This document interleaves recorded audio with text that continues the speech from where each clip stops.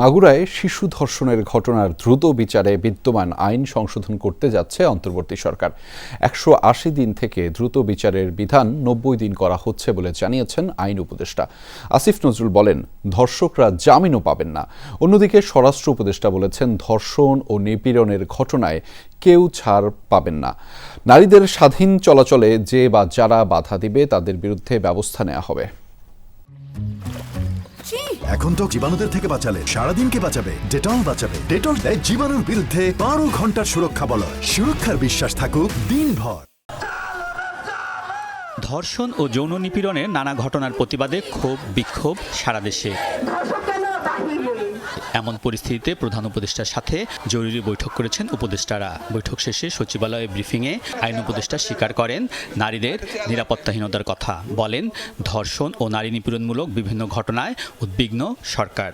আমাদের মেয়েরা সত্যি নিরাপত্তাহীনতায় ভুগছে।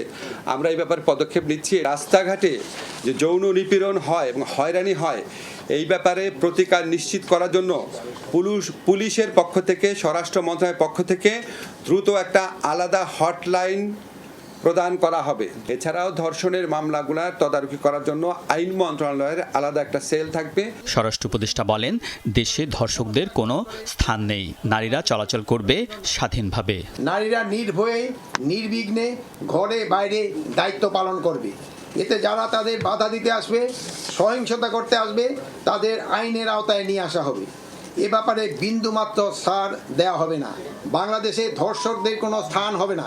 আইন শৃঙ্খলা রক্ষার বাহিনীকে ধর্ষণ সহ সকল ধরনের নারী ও শিশু নির্যাতনের বিরুদ্ধে কঠোর অবস্থান নেওয়ার নির্দেশ দিয়েছি।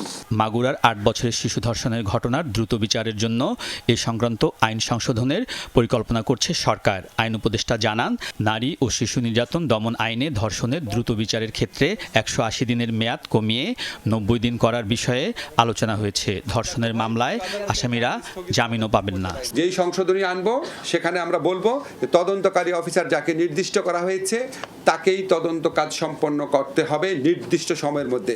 তদন্তের সময় সেটাও আমরা অর্ধেক করে দিচ্ছি। আগে ছিল 30 দিন, এখন আমরা 15 দিন করে দিচ্ছি। বিচারের জন্য ধর্ষণের মামলায় ৯০ দিনের মধ্যে বিচার করতে হবে। আমরা চেষ্টা করব কয়েক দিনের মধ্যে এই আইনগত পরিবর্তনটা আনার জন্য।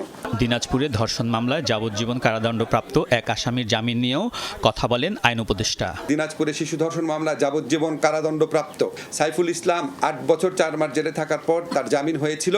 জামিনের আদেশের পরদিনই আমাদের অ্যাটর্নি জেনারেল অফিস হাইকোর্টের যে জামিন আদেশটা, সেটা আপিল বিভাগ সেটা বাতিল করে দিয়েছে। আইন উপদেষ্টা বলেন, জুলাই অভ্যুত্থান পরবর্তী অবস্থায় সরকার কিছুটা নরম ছিল, এখন কঠিন হওয়া ছাড়া উপায় নেই। আলমগীর স্বপন, যমুনা নিউজ, ঢাকা।